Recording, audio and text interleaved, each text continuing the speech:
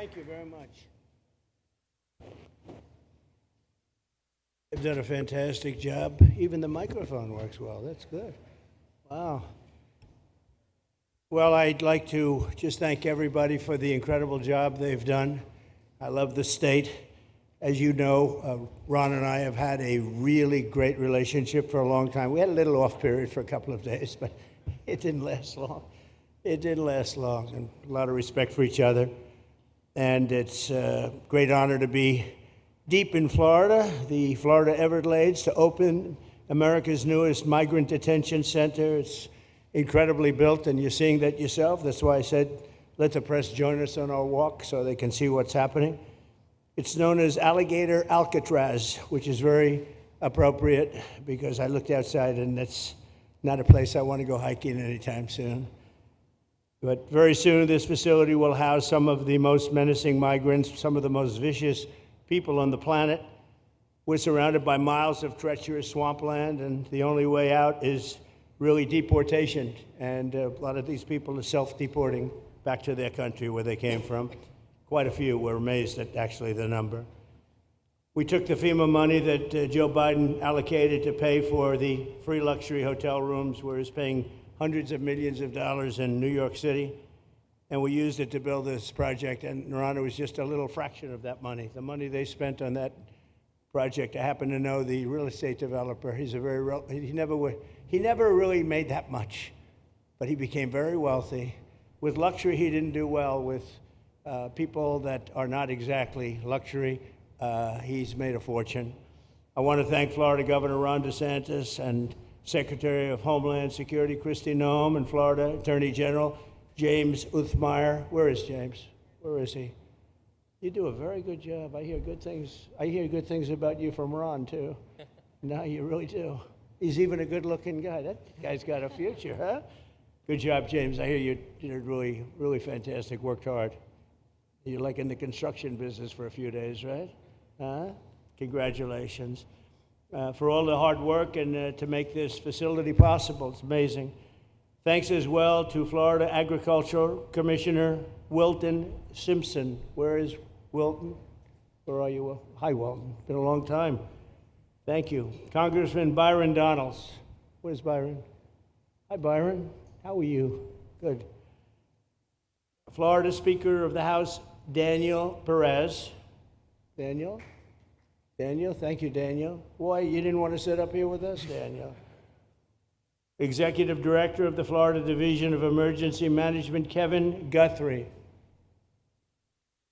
Hi, Kevin. Good job.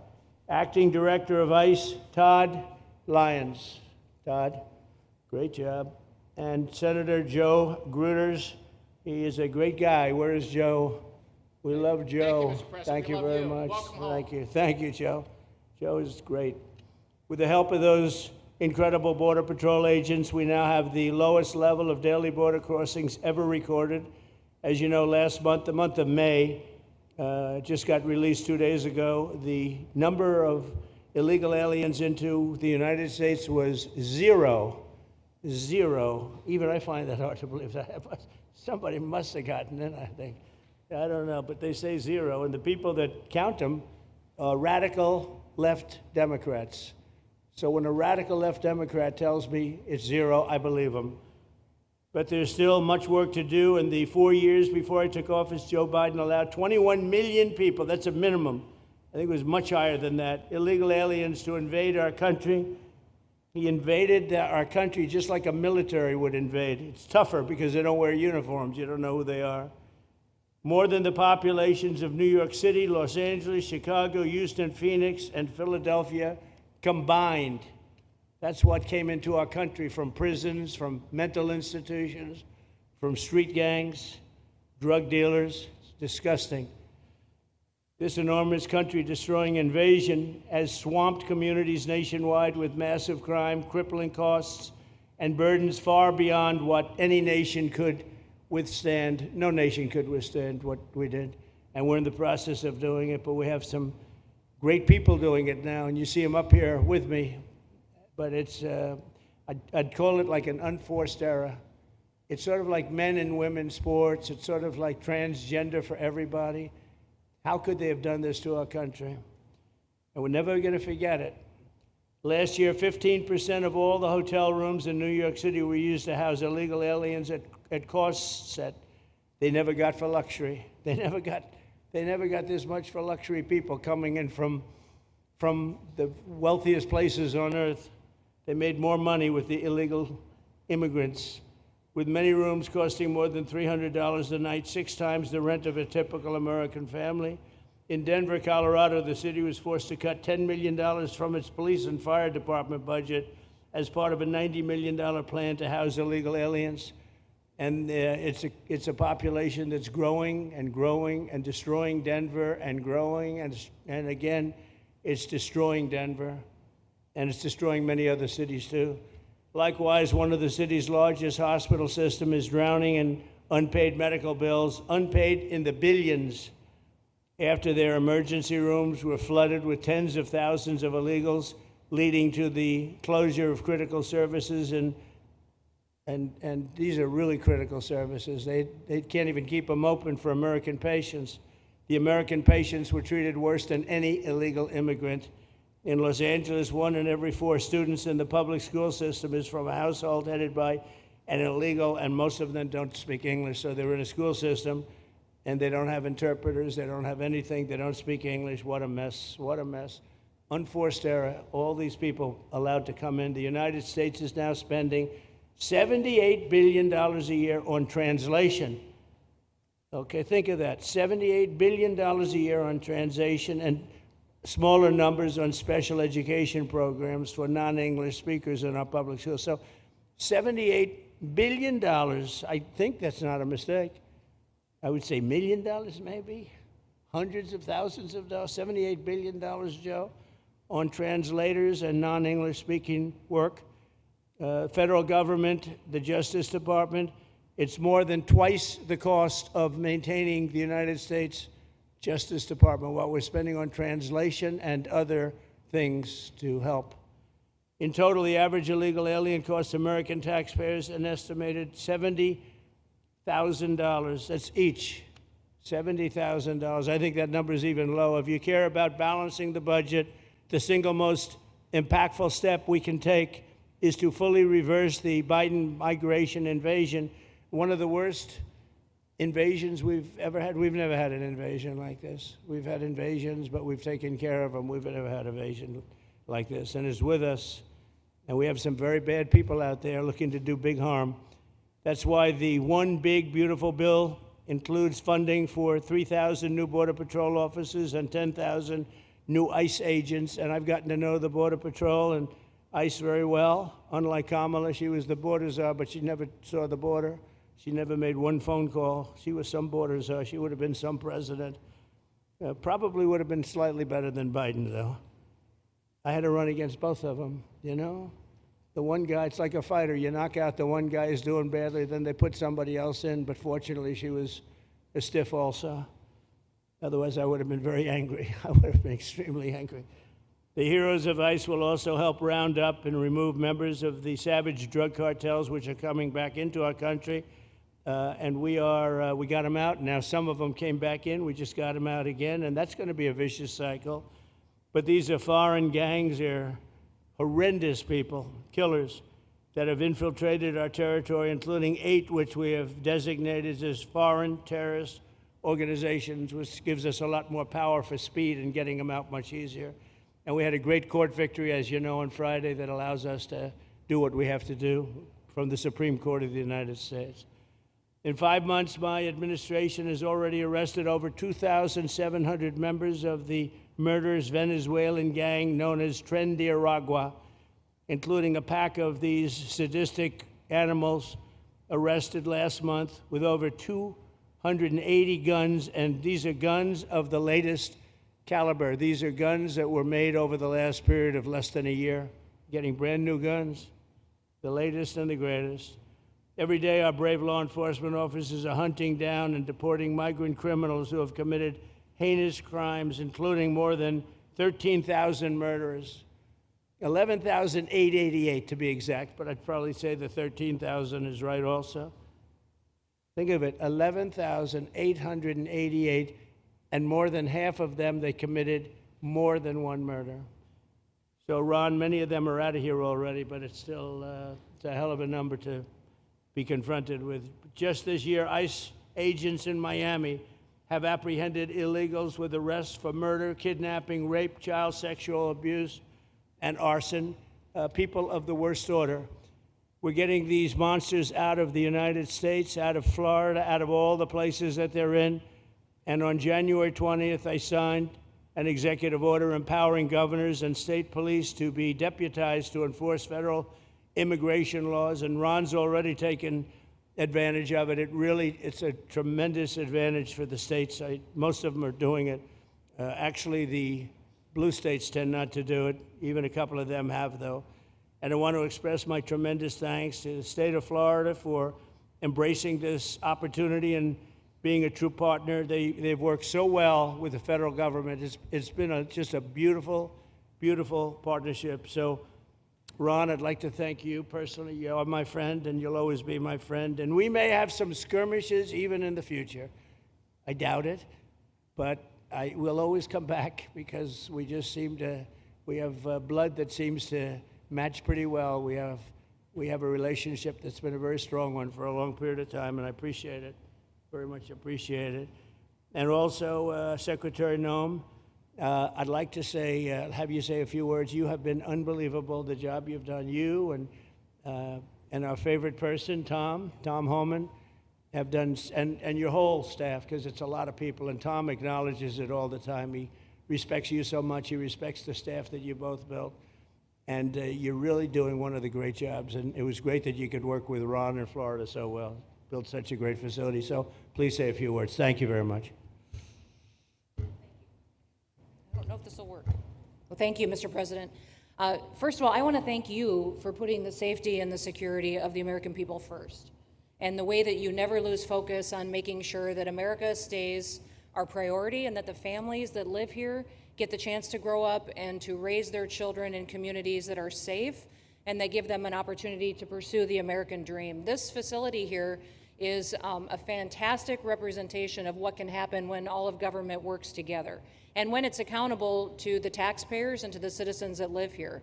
The president signed an executive order that allowed us to build partnerships with states and with local law enforcement officers, which is exactly how things should function in this country. More power, more authority given to people locally so that they can take control of their own destiny. And so we have already been working under the 287G program to deputize law enforcement officers, whether they be state highway patrol, local sheriff's departments in all of our states, and allow them to go out with our ICE officers, our border patrol officers, and make sure that we're getting the worst of the worst off of the streets.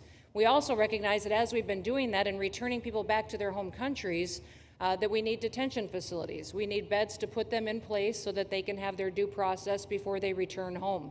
And this facility is exactly what I want every single governor in this country to consider doing with us. What happened to start this conversation was that a young man named Jimmy Percival in my office, my general counsel, who came from Florida and used to work here, called up the Attorney General and the governor and said, hey, what do you think about partnering with us on a detention facility that we could put in place that would allow us to bring individuals there. There's an airstrip close by. You guys volunteered the assets that you have and the connections that you have and worked with Kevin extensively so that we could come here, have their due process given, and return them home to their countries.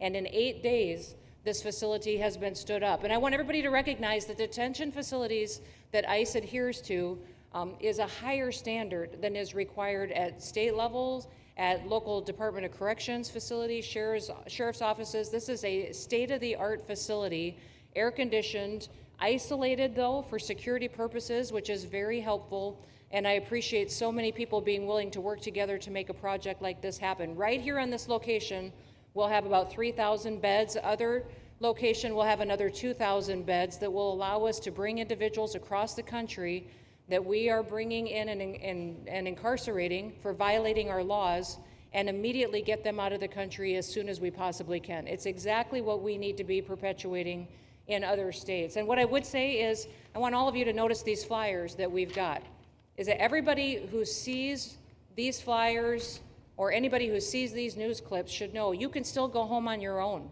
You can self-deport. If you go on the CBP Home app and go home now, you will get the chance to come back to the United States legally.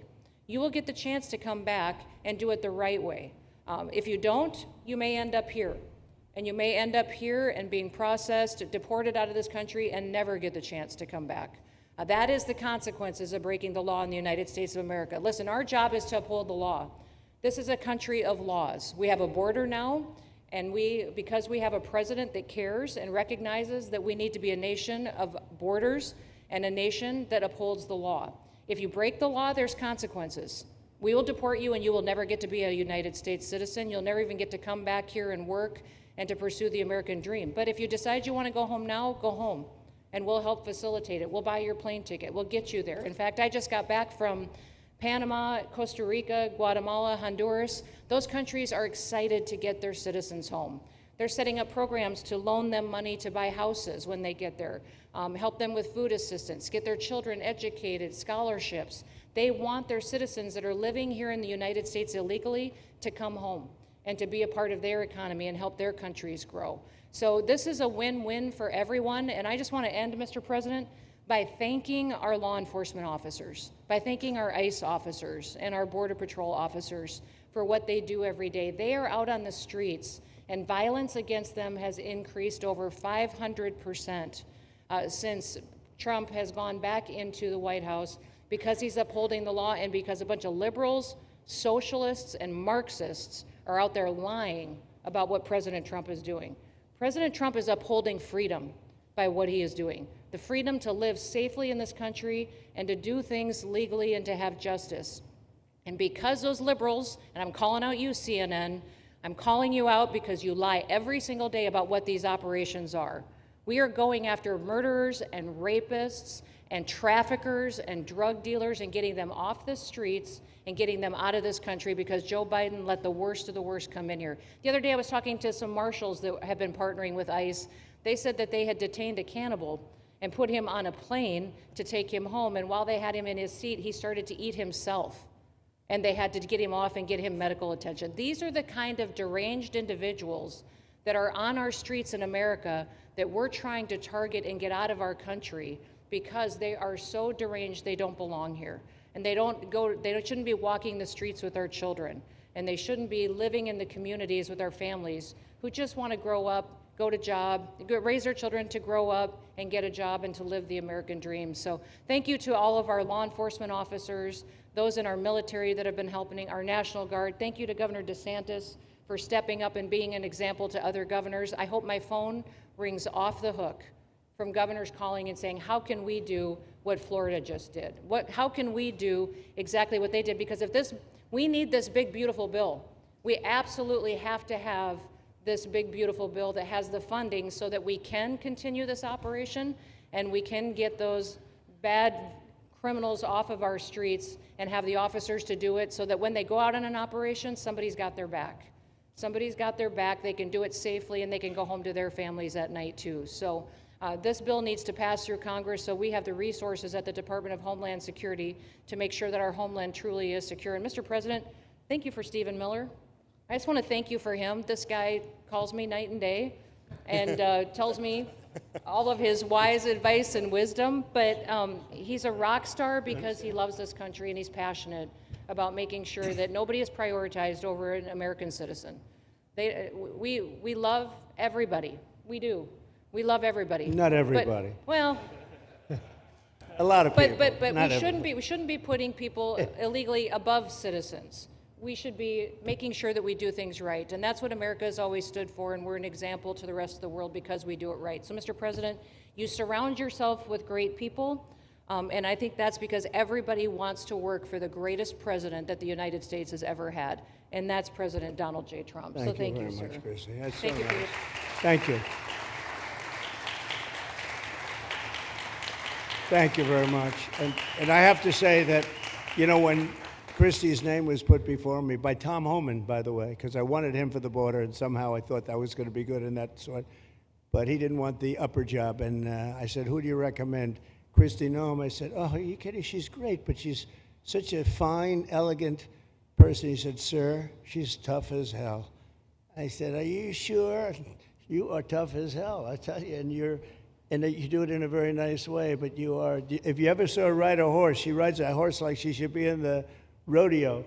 She's like an unbelievable horse person, and you've done a fantastic job, and Steve Miller would even agree to that, and he likes nobody, by the way. I don't think he likes anybody. And another one we like is Ron. And Ron, would you say a few words, please? Sure. Well, thank you, Mr. President. Welcome back to Florida. And I think this is the first time you've been back since the events of a couple weeks. So just let me say, as somebody that was serving on active duty in Iraq back in the day, we witnessed the number of our troops that were killed or wounded by the Iranians.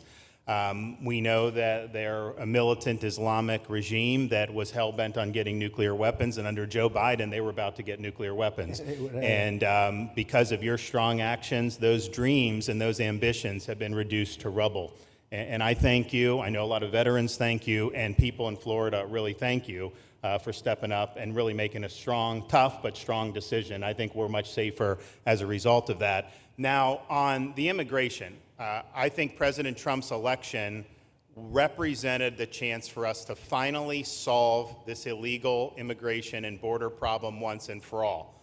I knew he was going to do the border, although he did it very quickly and very thoroughly. I think that no one can say that that's been anything but a spectacular success. But then we have the issue of Biden let in how many millions of people? And you had millions that had been in over decades previous to that. You can't have a country if you don't have respect for the rule of law. You can't have a country if foreigners get to decide who comes in. No, we, the American people, make that decision, who's allowed or not allowed to come into our country. We've seen Europe be overrun by open borders, so we're not going to let that happen here. So when President got elected, I knew that the states had an important role to play in facilitating this really, really historic mission.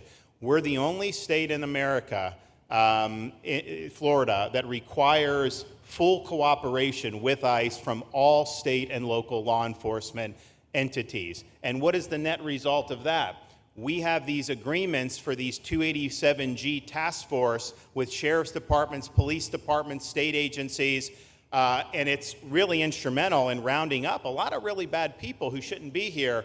If you look at the number of those full-blown 287G agreements that have been executed around the country, the state of Florida counts for 60% of those. If you look at the number of immigration arrests of illegal aliens on any given day, the arrests happening in Florida constitute between 15 and 20%. Nationwide. So we're all in on this because we understand how important it is to our citizens. It crowds schools, it crowds medical, it crowds housing. Yes, you have illegal alien crime as well, and people want the problem solved. And the only way we're going to solve it is if states like Florida step up and help the president, help Secretary Noem get the job done. Now, this facility here was really in response to us working with DHS and ICE from the time the president got sworn in. And the number one thing they kept coming back to was, you know, Biden decimated the agency. I mean, let's just be clear. You could have illegals in Florida. Biden would just release them. Even when they had notices or they had orders to be removed, Biden wouldn't send them back. So their interior enforcement collapsed under Biden. So they're building it back up, but they're like, we need detention space in order to be able to bring about more deportations. And so what we have here can hold 3,000 now. We have 2,000 facility up at Camp Blanding that we're going to be open, which is our National Guard site. But think about what you have here. They come here, say they already or been ordered to be deported. You drive them 2,000 feet to the runway, and then they're gone. It's a one-stop shop. And this airport that's been here for a long time is the perfectly secure location. It's going to make a big difference. And let me just thank everyone who was involved. We got the call from DHS a little bit more than a week ago, and here we are 8 days later with this facility open, and as soon as Air Force One departs, it'll be swept, and it'll be open for business to be able to do. But our goal here is to process them and be able to effectuate their return to their home country. This is the opposite of what they were doing in New York by just putting them up in a hotel and then just letting them stay there indefinitely. No, we want to be able to send back. And when you walk into the processing, the president and I, Secretary Noem, Kevin Guthrie, walk through that initial intake. The first thing you see is information on how to go home on your own. Why would you want to come through Alligator Alcatraz if you can just go home on your own? I think a lot of people are going to make that decision. So you're going to have a lot of deportations that are going to be done by the administration, but I think you're going to have a lot of voluntary as well. So this is a force multiplier for the president's efforts. I would just say, and echo what Secretary Noem says, there is no reason why other states can't be doing it. And I know Louisiana, Texas, a couple of them, but we've got if only the red states did this, they would be able to expand their capacity by tens of thousands, maybe 50, 100,000 on a given day. That's how you really start to make a difference. And so we're proud to be able to partner with the Trump administration on that. Mr. President, thanks for coming down. I think you highlighting this is going to move the needle in a big way throughout the country, and I think it's going to help all of us achieve the really big results that I think our voters want to see. Thank you, Ron. Great job. Thank you. Thanks, Ron. Thank you, Mr. President, for the opportunity. My name is Kevin Guthrie. I'm the Executive Director of the Florida Division of Emergency Management. And I'd also like to thank President Trump and the Department of Homeland Security Secretary Noem for joining us here today and for their continued support. I want to thank first by thanking the man to my right, and that's Governor Ron DeSantis, whose bold leadership and swift action made this project possible. Make no mistake, this facility would not be standing here without the President, the Secretary, and the Governor's vision and determination to uphold the rule of law. Florida is and will always be a law and order state. Even before the President took office, the Governor made it clear that illegal immigration would not be tolerated in the state of Florida. When the President and the Secretary asked Florida to help, the Governor empowered our state and private partners to work collaboratively and deliver real results on a rapid timeline. The Florida Division of Emergency Management is best known for leading the nation in hurricane response and other natural disasters. We understand how to act fast without bureaucracy in the face of any emergency. Our teams built roads in 8 hours, bridges in 3 days, base camps in 72 hours, and full causeways in 2 weeks. Getting things done quickly, efficiently, and correctly is at the core of our mission. We simply just want to be the best at what we do in the nation. When the Governor called me, and we answered, and we were proud to bring our logistical expertise to the table. We know how to set up base camps for guardsmen, first responders, linemen, volunteers, and other aid sources, and distribute that in a matter of days before a storm. We're able to translate this knowledge to what we did here at Alligator Alcatraz. Florida has put the best teams together who check their individual logos and egos at the door to get this done. Not just for you, Governor, but Mr. President, for you as well. There are over 13 different vendors that came together to get this solved in 8 days. Truly a whole of private sector partnership to get that done. Behind you on these boards, in only 8 days, we have built a fully compliant detention facility with a detainee capacity of up to 3,000 people, with room for additional capacity if you asked us to do so. The detention facility includes over 158,000 square feet of housing and is a fully aluminum frame structure rated for winds of 110 miles an hour or a high-end Category 2 for those people that don't think that we're taking that into consideration. This is Florida, by the way. Power supply is fully redundant with backup generators in place. We've put a staff village here on site with a capacity of 1,000.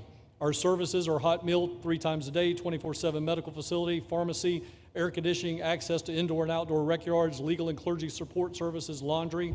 Our security element is over 200 security cameras throughout the facility, more than 28,000 feet of barbed wire, 400 plus security personnel to include 200 men and women, soldiers and airmen underneath Major General John Haas's command as the Adjutant General of Florida. And it's all surrounded, as you pointed out, Mr. President, by 10 miles of beautiful Florida Everglades. Contingencies, as with all state correctional facilities, we have a hurricane plan. We will not wait for a Cat 2. We will follow our normal evacuation procedures as we do for any other facility statewide in our great state of Florida. We have on-site fire and EMS resources so that we do not we don't burden the locals with any type of response. All in all, sir, this has been a perfect state logistics exercise for this hurricane season. Everything we did here in the last 8 days God forbid, if we have a hurricane, we're going to do it again. This was a dress rehearsal for us, and we are ready, willing, and able to support you, sir, the governor, secretary, and everything that you need us to do. Just a week ago, it was a taxiway and a runway, and now is a fully functioning facility. We are happy to support you, Mr. President, Governor, Secretary. Fantastic job. Thank you.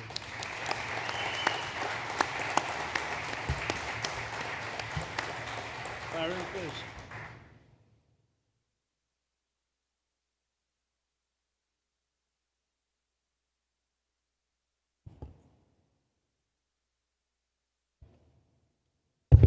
There we go. First of all, Mr. President, we all have to thank you for your leadership and for the mandate that the American people gave you to finally secure our borders and to deport criminal illegal aliens and longstanding illegal aliens out of the United States. That is a mandate given to you by the American people. I know Secretary Noem, Stephen Miller, Governor DeSantis, myself, on behalf of the other members of Congress in the Senate, and of course here in Florida, we are behind you 100% in that mission. To the governor, I really appreciate you and commend you for your leadership on this, taking swift, decisive action to building this facility. One of the things that has occurred because of the work you did earlier this year with the legislature is that our sheriffs are out there every single day. They are arresting these criminal aliens in our streets, and they're seeing some backlog in their jails. So this facility primarily goes to address some of that backlog and then to help us fulfill the mission that the president has led us to. So Governor, thank you for your leadership and thank you for your decisive action on this. It really does mean a lot to all the people of Florida, of course the people of the 19th Congressional District. Secretary Noem, I mean, what can I say? The president's right, you're double tough. So we appreciate all your leadership. You and Tom Homan have been doing a great job. And I'm actually going back to DC after this because we have to vote on one big, beautiful bill in the House. We have to get that to the president's desk so we can get you the resources that you need to fulfill the mission that the American people have asked us to do. I totally agree with what Mr. Guthrie has said. This is a logistical marvel when something like this occurs. We've seen Florida Department of Emergency Management answer the bell time and time again. The governor has said we need to accomplish this, and DEM gets that job done. And we had a side conversation about, I know there were some concerns. People were like, well, what happens if a hurricane comes? What happens if this happens? And I looked at Kevin Guthrie and I said, you already have a plan, don't you? And he goes, of course we have a plan. You know that we do. This is what Florida does, Mr. President. And so I want to commend you for your leadership and your vision on this. Governor, thank you for all that you've done with your vision and determination. Secretary Noem, we're going to get the bill done so you get the resources you need. See you, sir. Thank you very much. Oh, thank you. Wow. Thank you. You know, I'm waiting, listening to these wonderful words, and they are music to my ears, but I was also wondering how we're doing, because I know this is prime time. It shows that I care about you, because I'm here, and I probably should be there, but we do care. Thank you very much. James, please. We're all happy now, James. Yeah. Well, I can speak on behalf of all of our sheriffs, state law enforcement, our police chiefs. We are going to continue to make arrests, our pedals to the metal, as many as we can. We want to fill this place up. The governor and Kevin have shown they can build bridges in 3 days, so why not some detention facilities? Hopefully there's more to come. And you really kind of were the inspiration for this. We like the idea of reopening the original Alcatraz. I don't know if that can happen or not, but we thought, hey, we've got our own natural Alcatraz in the middle of the Everglades. Great runway, great perimeter, so let's make it happen. In Florida, we walk the walk, and we will deliver for all of you. Thank you. Well, I heard you were responsible for the locational pick, and you cannot have picked a better location. I said, whoever the hell made this choice, I know you take it a little heat from some environmental groups, but I take it all the time, and that's an honor. But I heard you were very responsible for that choice, and that was a big choice. Thank you very much. Great job, James. Thank you. Do you want to finish over here, and then we'll go over here, we'll go back and celebrate the big, beautiful bill that you just got passed. You sure that's right, Brian? Yeah, all right. Wow, good. He's doing a good job. Right. Wow. Mr. President, first of all, I just want to say how grateful we are that you're back here in your home state of Florida. You've been doing an amazing job, not only at our border, but around the world, keeping this country safe and Americans. We are grateful for your leadership. God had a plan for us, and it was Donald Trump. So thank you for that. As a member of the Immigration Board and as the Commissioner of Agriculture of this state, I've been happy to help lead with the governor and the rest of the cabinet on this issue. We're very proud, Secretary Noem's here today and others, to represent not only the United States in our efforts to make this commitment to keep our citizens safe, but we're going to continue in Florida to remove the barriers to have your vision come true of a safe United States. We're going to get these illegal criminals out of this state, and we really appreciate you and your leadership in this effort. So thank you for being here Thank you today. very much. You're doing a great job, too. Thank you. Thank you, Mr. President. Joe Gruters, State Senator. I'm a member of your Homeland Security Advisory Council, your Vice Chairman. Thank you for that appointment.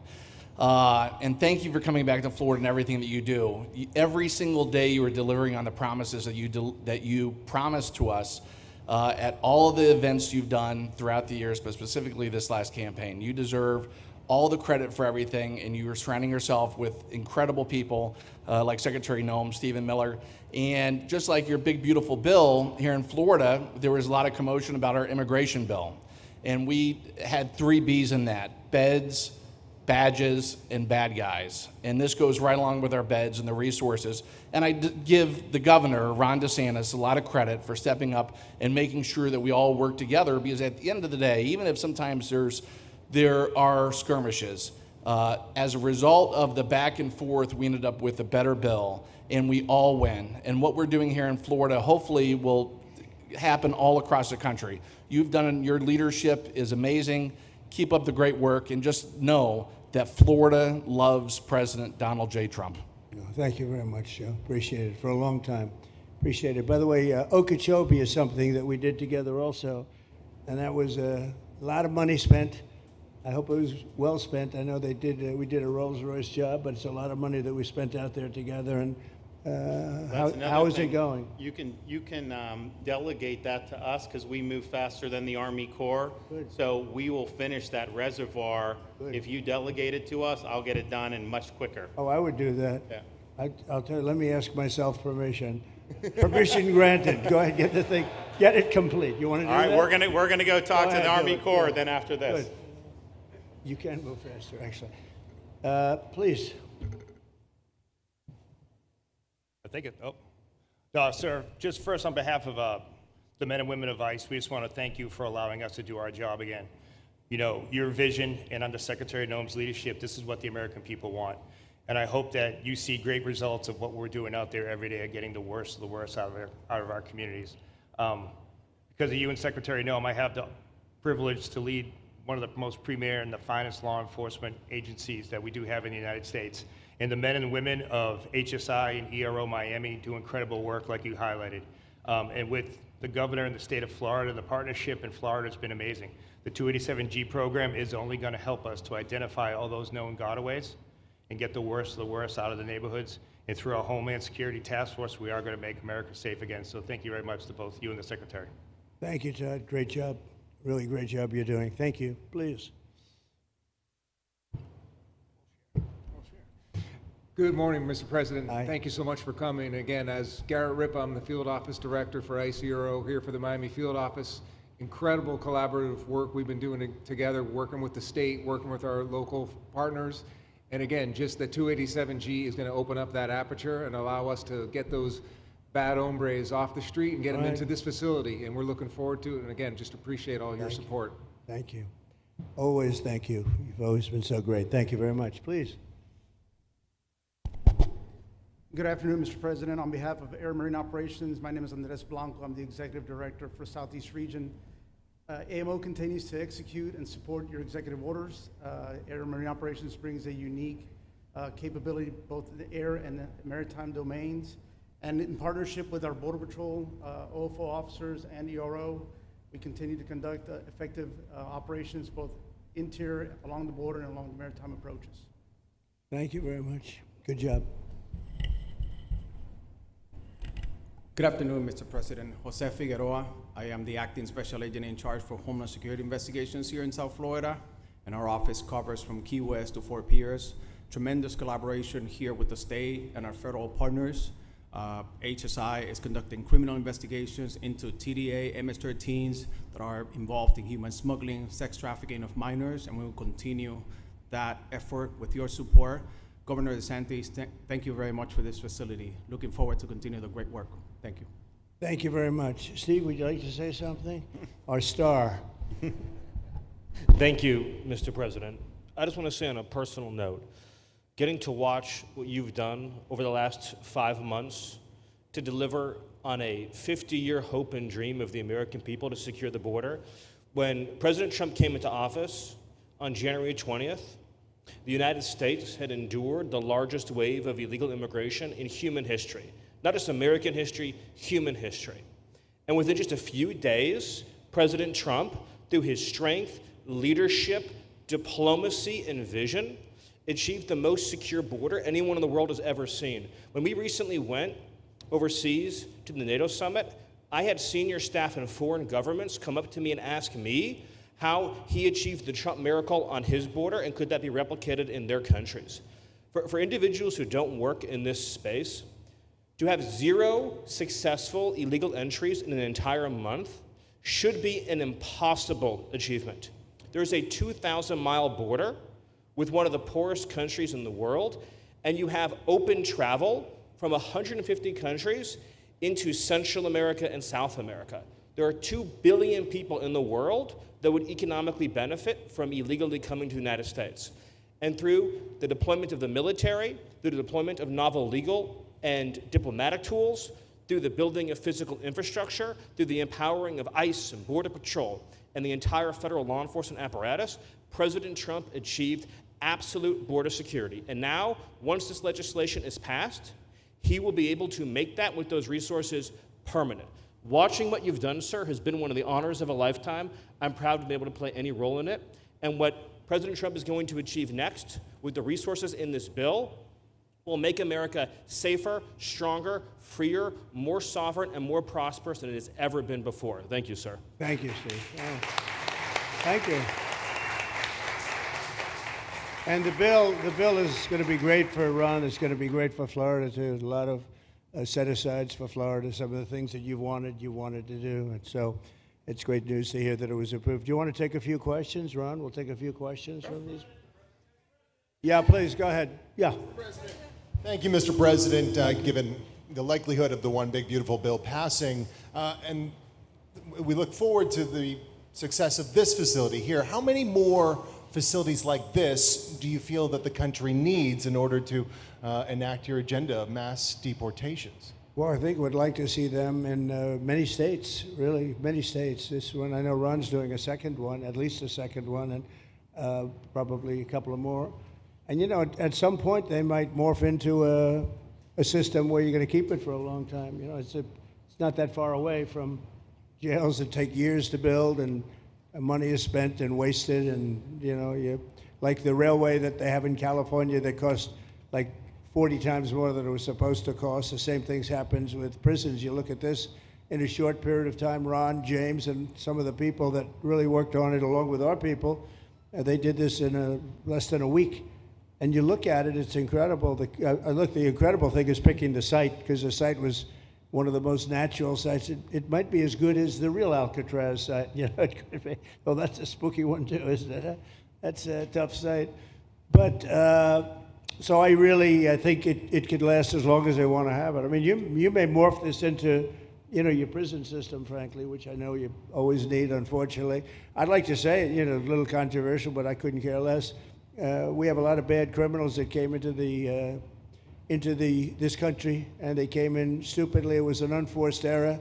It was an incompetent president that allowed it to happen. It was an auto pen maybe that allowed it to happen, and it did happen. But we also have a lot of bad people that have been here for a long time, people that whack people over the head with a baseball bat from behind when they're not looking and kill them, people that knife you when you're walking down the street. They're not new to our country. They're old to our country. Many of them were born in our country. I think we ought to get them the hell out of here, too. You want to know the truth. So maybe that'll be the next job that we'll work on together. But I think getting them out, you know, we forget about them. We had some bad accidents in New York. And they're not accidents. They were done very much in purpose. People being pushed into a subway just before it arrives, going 40 miles an hour. and they're 10 feet away from where the thing is, to get pushed right into the face of the subway train, get whacked and killed. And these are sick people. I'd like to get them out of here too. Yeah, please, go ahead. White shirt, glasses. Julio Rosas, Blaze Media, sir. A couple months ago, I ran into former DHS Secretary Mayorkas, and I asked him a couple questions about his disastrous handling of the border. He didn't like my questions. But the number one question that I heard from people in responding to my video was, why hasn't he been arrested yet? Obviously, you guys are cleaning up the mess that was made deliberately for the past 4 years, and so people want accountability. It's great to see that the border is secured, and it's great to see the state level cooperation. But I guess I would ask you, why hasn't he been held accountable, or anybody really? Well, pardons were given out by to many people, and they shouldn't have been given out. Like the Unselect Committee of Political Thugs was given a pardon because they destroyed all of the information from 2 years of hearings, and they should be arrested, but they were given pardons. Was he given a pardon, Mayorkas? Was he not? I don't believe so, Well, sir. I'd take a look at that one, because what he did is, it's beyond incompetence. Something had to be done. Now, with that being said, he took orders from other people, and he was really doing the orders, and you could say he was very loyal to them, because it must have been very hard for him to stand up and sit up and talk about what he allowed to happen to this country and be serious about it. So he was given orders. If he wasn't given a pardon, I could see looking at that. In fact, why don't you take a look at it, Kristen? He was impeached, but yeah, it was just a fake impeachment.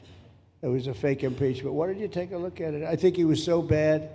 They were all so bad. Look, it was the worst president in the history of our country. We've had some bad ones, but he was the worst president. But somebody told Mayorkas to do that, and he followed orders, but that doesn't necessarily hold him harmless. So take a look at it. It's a very good question, actually. Thank you. Yeah, please. Go ahead. Mr. President, you and the Secretary have both said that many people have self-deported since you came back into office. Yeah. How many is many, and has the rate gone up? How do you see the tempo of that moving forward going on?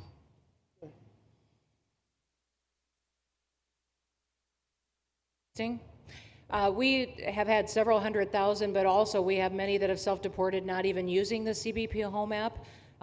When I have gone to these other countries to negotiate security agreements and information sharing on criminals who's coming and going into their countries, they report that hundreds of thousands have come home that weren't on our radar, that they are coming home on their own and self-deporting because they want the chance to be able to go back to America someday. So we believe it's over 1 million, possibly more than that. I'm asking all of those countries for their information on what they have of individuals that may have returned home, that they have taking advantage of their programs to help them become a part of their civilization again too. So we know it's over 1 million, but we have to, I'm getting more information and that number will grow. If they don't leave, they never get the chance to come back. If we have to take them out, and we will, they'll go out, but they never get a chance to come back. The other way, we actually make it a little bit easier for them to come back. Okay? Thank you. Good question. Thank you.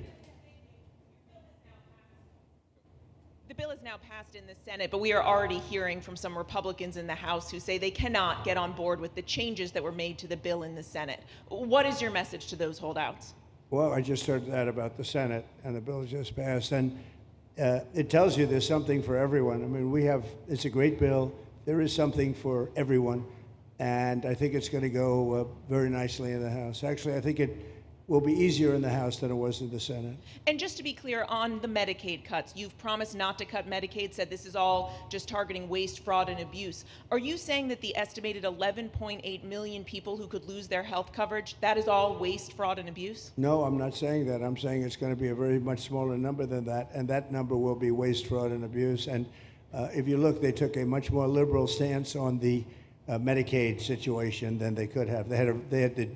They had a tough stance and a weak stance. They took not a very strong stance on that to start off, and it's waste, fraud, and abuse, and everybody wants that covered. What number is that? What analysis are you seeing? I'm not seeing a number, but I know it's much less than the number you gave, and we really were very, very cognizant of three things. Social Security, we're going to take care of it beautifully.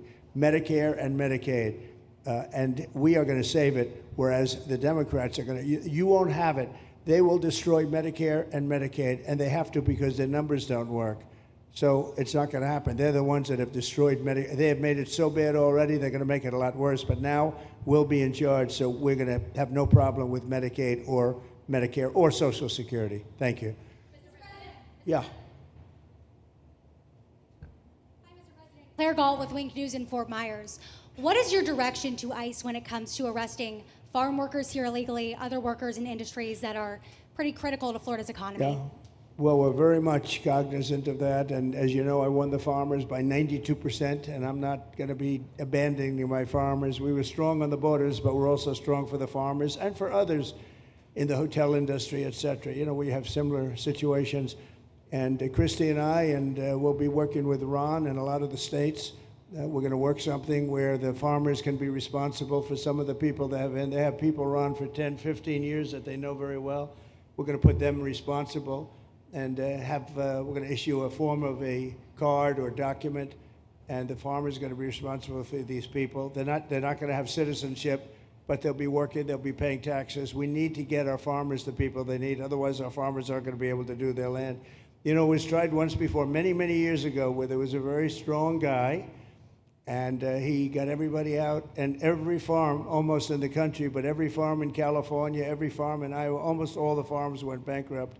They had nobody to work, and we don't want to have that situation. So we're going to work it. We're going to put our farmers and others in charge of the people that they have under them. They know the people, and I think it's going to work out really well. We're going to take care of our farmer, but we're going to get the criminals out. Okay? Yeah, go ahead, please. Thank you. Mr. President, how do you respond to critics who fear that a 3,000-bed detention center and the waste that that could produce will pollute the surrounding federal protected land, including land that both administrations have invested billions of dollars in restoring? Well, I was one of those that invested billions of dollars and hundreds of millions of dollars right here in the Meadowlands, but in the Everglades, and the Meadowlands too in New York. If you look at what we did up there, speaking of the Meadowlands, a lot of places like this, but this is a very unique one. One thing I'll say about this land, we'll be gone 1,000,000 years and this land is still going to be here. It's not going to be much different. You'll have the water moccasins, you'll have the alligators. You may not have people, but you're going to have all those animals. They're going to be around, and you got plenty of them out here. I think it was a brilliant choice, and I think almost anybody in his or her right mind would say this was a brilliant choice. I give the governor a lot of credit for using this piece of land. And in addition to that, it's on top of something that was already developed. It's an airport. You know, you have the runways, you have the, so it's already been developed. So it's not like you're dropping dirt right into the thing. There was zero movement of that. That was done many years ago because the airport's very old, but it was an abandoned railroad, an abandoned airport. And frankly, it's like perfect. And you can do expansion on this site substantially without doing anything. So the people, I heard them complaining about the Everglades. There's no, I don't think you've done anything to the Everglades. I think you're just enhancing it. This was already here. How long has the airport been here? Decades. Many decades, yeah. And they have, Kevin, all these guys, you know, have a waste plan, like the wastewater gets trucked out, potable water gets, literally, they have, even our DOT has put things up in case there's any seepage, which we don't. So you are literally doing this on concrete that's already here. So I don't think those are valid and even good faith criticisms, because it's not going to impact the Everglades at all. President's been a champion, we've been a champion, really changed the game in Florida on it. I think it's just people don't want to see illegal immigrants deported, and that's their ideology, and they have a right to that. But illegal immigration's unpopular, so they know that they're going to have less effect trying to do it. So they're going to try, oh, well, no, it's just about the Everglades. But really, I think a lot of those people, they just don't want to see illegals deported. Because if you actually hear everyone's here, you obviously know there's zero land that's being disturbed. Well, you know, when we talk about popularity, though, I will say I ran on the issue of illegals, and we have to get them out. And I won 82% on that issue. So I think that they may not like certain aspects of it, but ultimately they do not want them in their country. And if this is a part of a use, but I think from an environmental standpoint, it's incredible. In fact, when we landed that very big, heavy plane today, They came out and checked it fairly. I think they want the president to be able to land on a piece of concrete that's not going to go 6 feet underground. And they checked it. They came back and they said, this thing is really solid. So it's been there a long time. It's going to be here a long time. And it was a great choice of a site. Thank you. Yes, please. Brian, go ahead. Yes, sir. The people of Syria were recently seen on the streets waving American flags, chanting Trump, Trump, Trump. They're so appreciative of the economic sanctions that was lifted on that country, giving them a little bit of hope for prosperity. You want to comment on that? Well, they're great people, and the man that is leading them has a reputation. He was the head of some pretty tough organizations, and a lot of people criticized me for that. I said, well, what are we going to do, take him out of a day school, a country day school? It's going to be, by nature, I would think, Ron, they'll be pretty tough, and he is pretty tough, but I met him, spent a lot of time with him, good guy. I took off the sanctions because if I didn't do that, they wouldn't have had a chance. And Syria has a chance. The people are great. They work hard. They're very smart. It used to be a place of professionals, accountants and lawyers and doctors and high academic credentials in that part of the world. And I think it's going to work out great. I took off the sanctions and they were very appreciative. They were shocked, but they were very appreciative. We're giving them a chance at survival. With the sanctions, it couldn't have worked. Thank you. Mr. President, your beloved New York City may well be led by a communist soon, Zorhan Mandami, who in his nomination speech said he will defy ICE and will not allow ICE to arrest criminal aliens in New York City. Your message to communist Zorhan Mandami. Well, then we'll have to arrest him. Look, we don't need a communist in this country, but if we have one, I'm going to be watching over him very carefully on behalf of the nation. We send him money. We send him all the things that he needs to run a government. And by the way, they get about 3 times what you get, Ron. If you look at the per capita, Florida gets 1/3 of what New York gets in terms of the numbers. Why don't you give us those numbers? Yeah, well, because that's what we should send him. Yeah, well, like sometimes people say Florida gets more because they count Social Security recipients, but that's not money to the state. Those are seniors that live here. If they moved to North Carolina, you could count it there. So it has no interaction with the state government. They get more on the city and state governments than we get. Right, substantially. We're going to be watching that very carefully, and a lot of people are saying he's here illegally. We're going to look at everything, and ideally. He's going to turn out to be much less than a communist. But right now, he's a communist. That's not a socialist. I've always said, we will not have socialism in this country. In the speeches, I said, well, what? They skipped socialism. And you got a lot of them like that. And you see AOC, she's out there with her, bad IQ. She's out there ranting and raving about how wonderful he is. And look, so far he's winning. He still has a race to win, but so far he's winning, and he has an advantage as a Democrat in New York City. I was there a long time ago, and it was a long time since a Republican won the city, but you would think that a Republican would be able to win. Or you have a good independent running, Mayor Adams, who's a very good person. I helped him out a little bit. He had a problem, and he was unfairly hurt over this question. He made a statement to the effect that this is terrible. New York City can't have all these immigrants come in, and like he was indicted the following day. And I said, that was a phony indictment, and it was a phony indictment. That was a Biden indictment. I said, don't feel bad. I got indicted 5 times every time you opened your mouth. That was a bad group. That was a very dangerous group, I will tell you. These were not nice people. That was the only thing they could do. They had no policy. They had no skill. They had no anything. But they were very good at that. They were vicious, vicious, horrible people. Thank you very much. Yeah, please, go ahead. Anna Giratelli with the Washington Examiner. Governor DeSantis has proposed using National Guard, deputizing them as immigration judges to get through this massive backlog of people in the immigration court. Would you be open to that? Yes, he has my approval. Okay. That wasn't too hard to get, was it, Ron? He didn't even have to ask me, James. You didn't even need James to ask me. He has my approval, okay? Good. I also like what he's doing in Ochopee. He has my approval for that, too. I don't know how we work that out, but we'll work it out. We'll follow up. Go ahead. Please. President Trump, Jake Stofan with Action News Jax from up in Jacksonville. There's some talk about a facility similar to this up in Camp Blanding. Has that been approved by DHS? If not, what's the timeline? When could we see ground break on that? Well, I'll ask Ron or James to talk about it. Do you want to mention it, James? The overarching plan, I think the secretary has said she supports the whole plan, so you guys are going to keep going. Yeah. So, Mr. President, just specifically, the response for proposals is out for that today. It closes, I can't even remember what day of the week it is, but it closes on Wednesday at 5 o'clock. Then we will do notice to proceed. So I would say right after our wonderful Independence Day, we will be starting construction there at that facility. You're going to have another big runway there, too. That's great. Wow. Boy, I love these runways. It's very convenient, I must say. Having a runway is a nice thing. Today, you don't get runways approved. I will tell you, it's tough to get a runway. Although in the age of Trump, you get them approved fast. You know, we're approving massive electrical bins, whether you call them bins, but big electrical facilities for all of the factories and the AI that's coming in. They're going to build their own electric. They're going to be really. They're going to be made into electrical providers. They're going to have a lot left over. They'll put it into the grid. I think, they're going to end up doing so much. They'll put it into the grid. Won't even cost anything from their standpoint. But so we have a lot of that happening. We get approvals fast. So, but I was just saying, runways are hard to get, but we'll get them now. But in the past, I would say over the past 30, 40 years, when you can get a runway, that was considered gold. Okay, please, go ahead. Go ahead. Sure.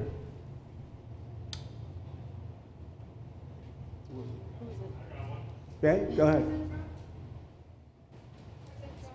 Yes. President Trump, Laverne McGee, News 6 Orlando. You fulfilled several campaign promises along with the help of Governor Ron DeSantis.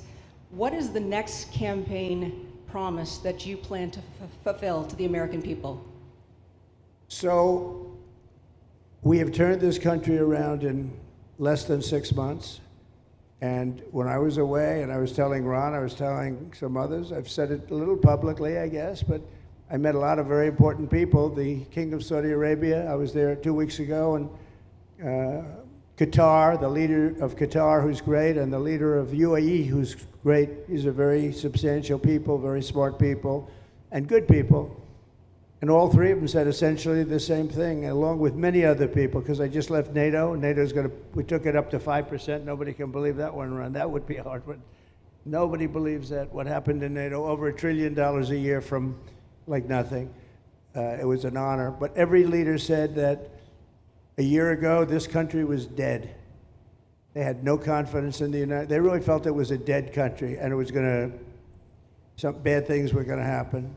But they used the term, it was a dead country, and now they said you have the hottest country anywhere in the world. We're the hottest country in the world right now. And we turned it around fast. I thought it would take longer than this. We turned it around fast. Some of it was psychology, and we had to know how good we were. But others was getting rid of rules, regulations, and all of the things that I got rid of already. I signed more executive orders than anybody in history, times like 3 or 4. And I got rid of just one. I got rid of the other night. You buy a house, they have a faucet in the house, Joe, and the faucet, the water doesn't come out. They have a restrictor. You can't, in areas where you have so much water, they don't know what to do with it. You have a shower head, the shower doesn't, you think it's not working. It is working. The water's dripping out. And that's no good for me. I like this hair nice and, I like that hair nice and wet. You have to stand in the shower for 20 minutes before you get the soap out of your hair. And I put a thing in, and it sounds funny, but it's really not. It's horrible. And when you wash your hands, you turn on the faucet, no water comes out. You're washing, the water barely comes out. This was done by crazy people. And I wrote it all off and got it approved in Congress so that they can't just change it, because I did it in my first term. Everyone was so happy. And then one of the first things that Biden did when he came back is he put the restriction on showers, toilets, and sinks. Put this restriction, and washing machines. Washing machine, they give you like a quarter of this bottle to do your clothing. And people needed 10 of these bottles. And the people came to me from Whirlpool, and they said, we can't make a machine that's competitive. We can't make a machine anymore. It doesn't work. Why? They don't let us use water. Do you have any problems with water? No, we have so much we don't know what to do with it. You know, it comes down from heaven, right? And I approved all of that, the washing machines, the whole thing. The dishwashers, that was the other one. They give you like this much water right up to there to do your dishes. So people, you know what they do? They keep pressing the button. So they end up doing the dishes 10 times. They end up using more water than you would have used if you did it right in the first place. So all of that stuff has been written off. It sounds crazy. It's little things. The straw. I let you go back to a plastic straw. I was tired of having straws melt in my mouth, you know? It wasn't working. The paper wasn't working too well. So these are little things that I did.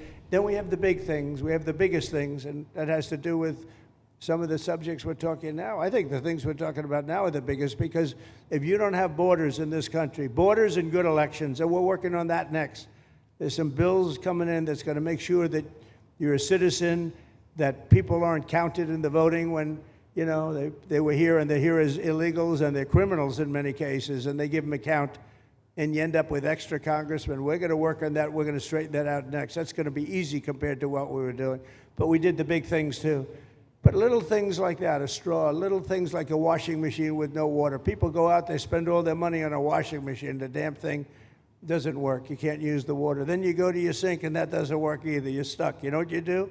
You have dirty plates the next day. That's it. And we solved so many common sense problems. And they weren't easy. You know, there are people that really believe in this stuff. But, you know, most states have so much water they don't know what to do with it. And look at North Carolina. I mean, they had a lot of water, and they have to get restrictors on their, you know, on their kitchen faucets. So we're very proud of the things we did, and we're going to do a lot more of them. Yeah, please, go ahead. You guys in good shape. Hey, it's Eric Bowling. How you doing, sir? Something we've talked about for, I'd say, better part of 20 years. I think it's something near and dear to your heart, energy, our energy security. Yeah. Under Joe Biden, average price of oil for the 4 years was about $79 a barrel.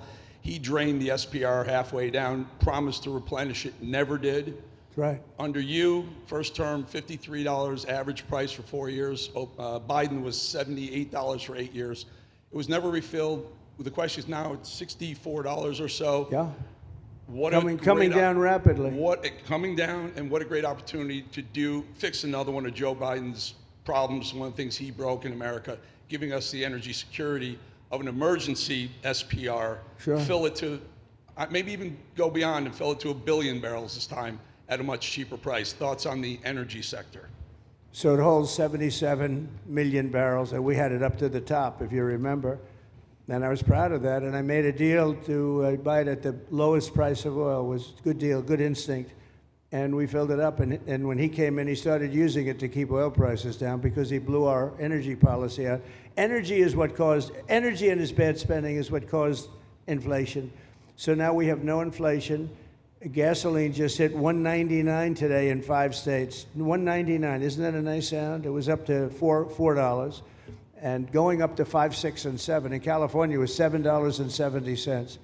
But we just hit in five states, $1.99, $1.98. And it's coming down to that level, so that'll be a big thing. And one of the reasons the prices and costs are going down when you go to the supermarket, because I said I was going to get costs down. We're getting the cost down. Food is coming down. When I came out, my first week, if you remember, I had a lunatic reporter screaming at me saying, eggs are going through the roof. What are you going to do about eggs? I said, I just got here. I didn't know anything about eggs. I had to call you. I said, look, I just got here. Tell me the problem. Well, they're doubled in price, and they're going to be 5 or 6 times higher. They were right, actually. I said, let me work on it. And now we have eggs down to the same numbers it was when I first came in. You know, we lowered the cost of groceries. A simple word like that, groceries, it was like almost a strange word. I hadn't heard the word in so long, but what could be more beautiful than the word grocery? And we have the prices way down. We have the energy way down. Energy brought the groceries down, if you want to know the truth. And, you know, so we think we're going to get it lower, and we're going to fill up the it's called the Strategic National Reserves. I had it topped out, and this guy would use them every time before the election. He'd use them whenever they had an election. It was artificial. But believe it or not, as big as that are tens of hundreds of millions of barrels of oil, all filled up at low prices. But it was really meant for wars, and it wasn't meant for keeping your prices down during a holiday so that somebody could get elected. But they used it, and they didn't bring it. The only mistake you made, they didn't bring it a little down. They brought it right down to the bottom. The thing is practically empty. They never filled it up. They never spent 10 cents in filling it up. And we'll do that. When the market is right, we'll fill it up. I want to fill it up when the market's right. Thank you. How about one more question? Okay, please, in the back. Dana Marie McNichol, Fox News Channel. Mr. President, is there an expected time frame that detainees will spend here, days, weeks, months? And does that have anything to do with the immigration judges you just spoke about being trained and staffed here? When you say, what was the first part of your question? Who? Is there a specific time frame you expect the detainees to spend here? Days, weeks, months? In Florida? Yes, here at Alligator Alcatraz. I'm going to spend a lot. Look, this is my home state. I love it. I love your government. I love all the people around. These are all friends of mine. They know them very well. I mean, I'm not surprised that they do so well. They're great people. Ron has been a friend of mine for a long time. I feel very comfortable in the state. I'll spend a lot of time here. I want to, for 4 years, I've got to be in Washington, and I'm okay with it because I love the White House. I even fix up the little Oval Office. I make it, it's like a diamond. It's beautiful. It's so beautiful. It wasn't maintained properly, I will tell you that. But even when it wasn't, it was still the Oval Office, so it meant a lot. But I'll spend as much time as I can here. My vacation is generally here because it's convenient. I live in Palm Beach. It's my home. And I have a very nice little place, nice little cottage to stay at, right? But we have a lot of fun, and I'm a big contributor to Florida, pay a lot of tax. And a lot of people move from New York, and I don't know what New York is going to do. A lot of people moved to Florida from New York, and it was for a lot of reasons, but one of them was taxes. The taxes are so high in New York, they're leaving. I don't know what New York's going to do about that, because some of the biggest, wealthiest people and some of the people that pay the most taxes of any people anywhere in the world, for that matter, they're moving to Florida and other places. So we're going to have to help some of these states out, I think. But thank you very much. I'll be here as much as I can. Very nice question. With that, I'd like to just end by saying I want to thank Ron and James and all of the people that have done such a great job, all of your staff. Really fantastic work. And it really started with site selection. You can do a great job, but if you have the wrong site in real estate, you have the wrong site, you're dead. And this was a great site selection, despite what you may read in the environmental press. Good job. And this was an honor for Christy and myself and Steve and all of our people to be here. And I also appreciate the media. They've treated us very fairly. Over the last few weeks, I've been treated very nicely. And it's so unusual. I'm not used to it, but we've gotten great accolades. Brian, I want to thank you for calling out, because I was waiting here, because I knew the vote was taking place and I'm answering questions, right? So I want to thank you very much and say hello to our friend. And I will see a lot of you. Thank you very much. We're going to make America great again. Thank you very much. Thank you. Thank you, Father.